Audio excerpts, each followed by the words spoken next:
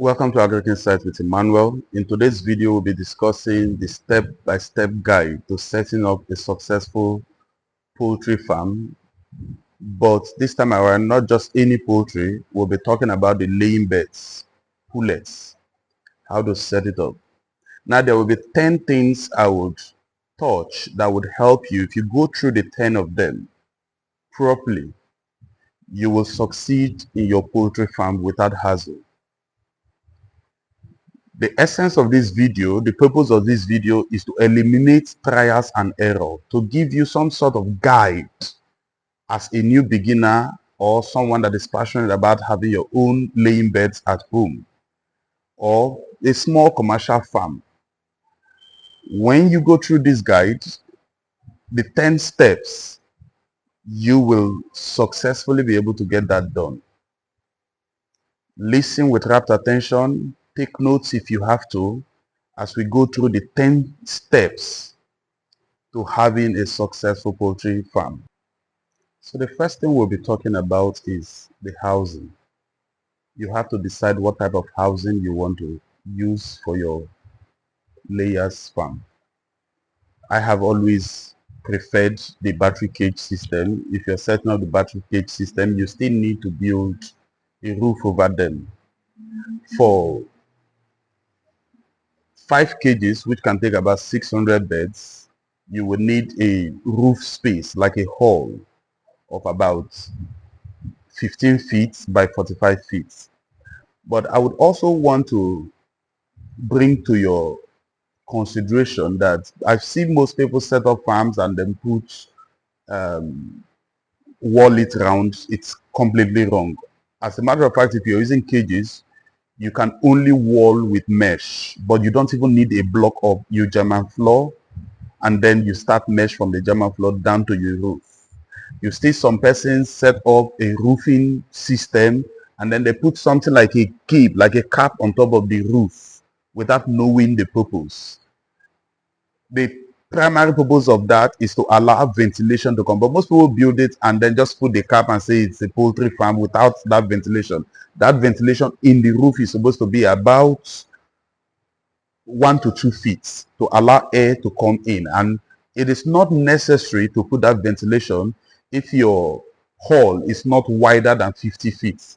So that ventilation only comes into play when the structure you are building to house your battery cages or keep your beds on the floor is wider than 50 feet.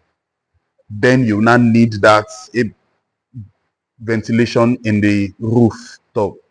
Another thing to consider about the housing is the height. To manage the temperature, the height of your roof for your poultry farm needs to be at least 15 feet, especially because the cages are high.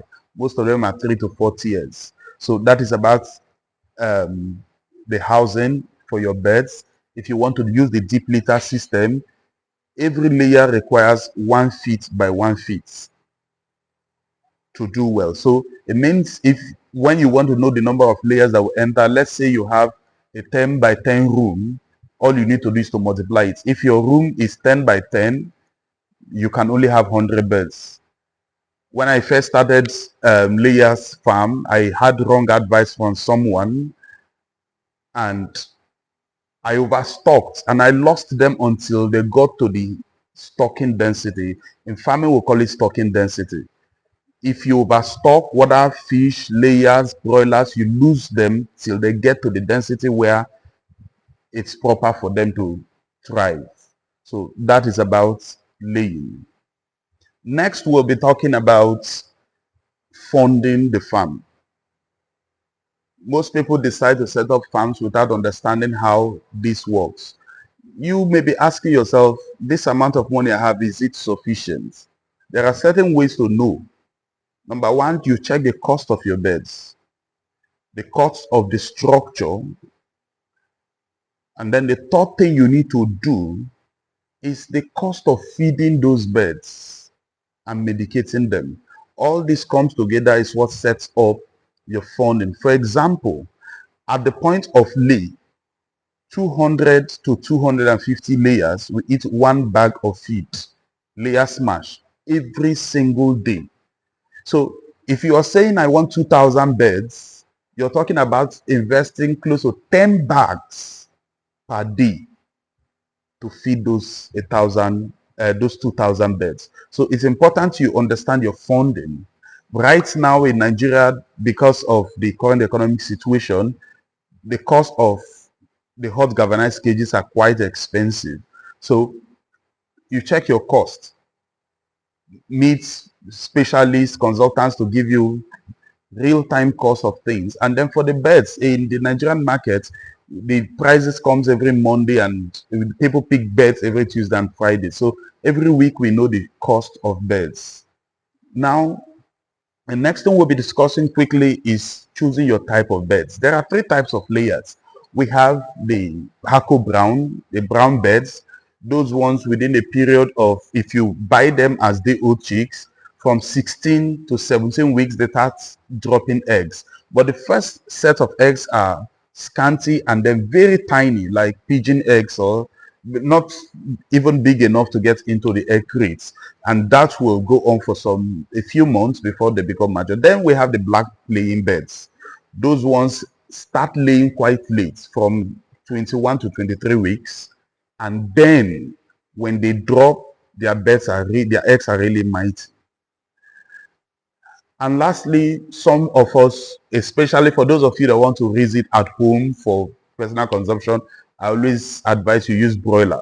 So to use the female broilers as their laying beds, and then their eggs are really, really jumbo size of eggs. So that borders on the type of beds you want to use. So you decide on that.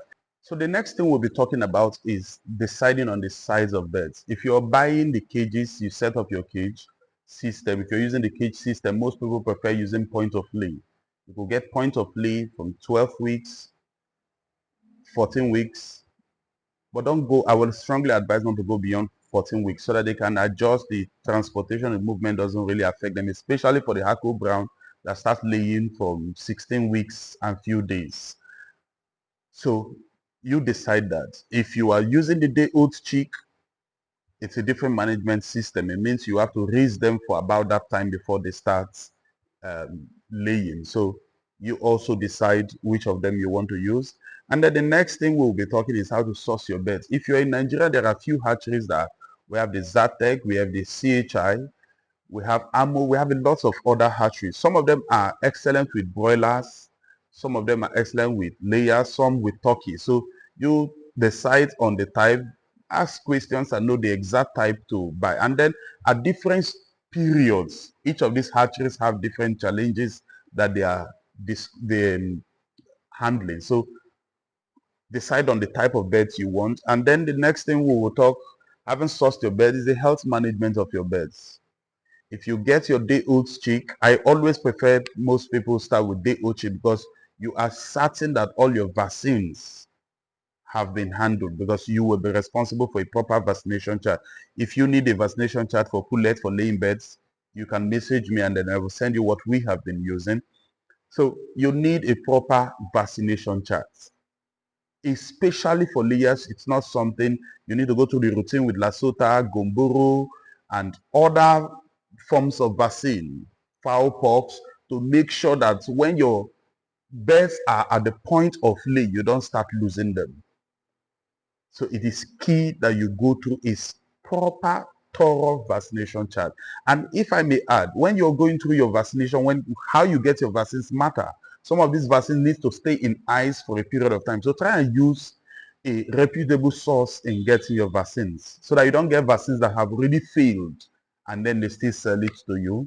And then the next thing we'll be talking, having touched on the health management, is your daily management. That is when you have gotten your birds. There is a routine for taking care of your birds. You can check through the video we did on broiler in this our page, our channel. We did something on managing day old chicks. A similar thing for all day old chick, broiler and rest. There's a heat requirement for the period of brooding. I think after that we will do something strictly on brooding, the process of brooding. So, but the video we did on broiler, set it step by step for broiler farming, would also aid you in going through that. And then once you are done with your brooding, is strictly making sure that the feed is right, the water consumption is right. I always say to poultry farmers, water is as important as feed, if not more important. So the quality of your water and the quantity of your water plays a long role in your daily management. Always insist that your workers, if you are not the one personally handling it, are always on top of the water game and then the feed game. Now, for unlike broilers that eat round the clock, layers you feed them only during the day and then they sleep at night. So that's something we need to understand about the daily management. And then a poultry farm should be cleaned daily. If you clean it daily, it reduces odor in your poultry farm. I've had people on different platforms asking me questions. My poultry is smelling. How do I manage my poultry, the hygiene? It's just simple, clean it daily. You could put wood shavings under your battery cage. If you're using the deep litter, you make sure you change them regularly. And then make sure water does not come in contact with the sawdust and the feces. So that helps a lot in your daily management. Another thing that could help you mitigate against odor in the poultry farm is charcoal. Get bags of charcoal, keep them strategically, but it has a way of affecting the odor of your poultry. And then your beds also needs, from time to time, every once in a while, crush some charcoals and give them. It's healthy and it helps them fight against, even though you would have gone through your vaccination process, it helps them fight against coccidiosis and some of other um, things in their intestine. So that is that for your daily management. We believe that when you have properly handled your daily management, within the period will tell you, you will start having your eggs. So the egg production timeline, I will want to just go strictly to that. For the brown beds, from 16 weeks, you start your eggs dropping, but they will come small sizes, and then they will gradually grow to from a proper size. If you're using the black beds, the first egg is a jumbo egg, and then you continue. But most people prefer the brown one because of when it starts laying. And since we don't sell our eggs based on weight, most people just prefer to go with the brown beds.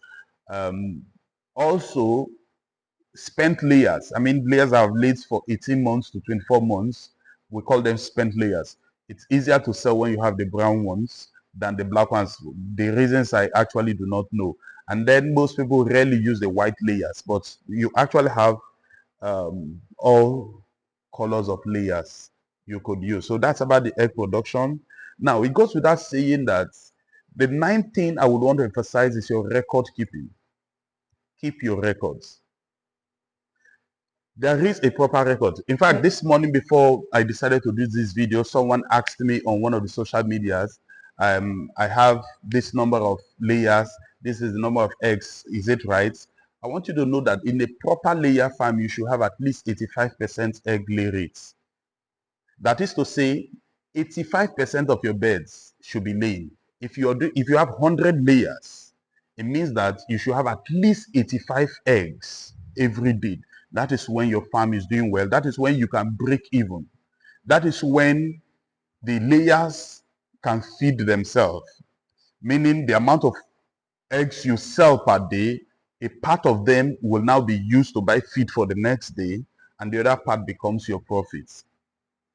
So that is about record keeping. And it's also essential you keep your records, because when it is time, when they become spent layers after about 24 months and you want to sell them off, in restocking, it is what you sell off you will probably use in restocking. So it's important that your records are up to date, so that you need a proper health record, you need a proper feed record, you need a proper water record, so that you know how your beds are doing. And then you need a proper sales record, so that you will know exactly how much you have sold in eggs and how profitable the farm is. That is what will encourage you in expanding your farms. So until we see you next time, this is Emmanuel saying happy farming.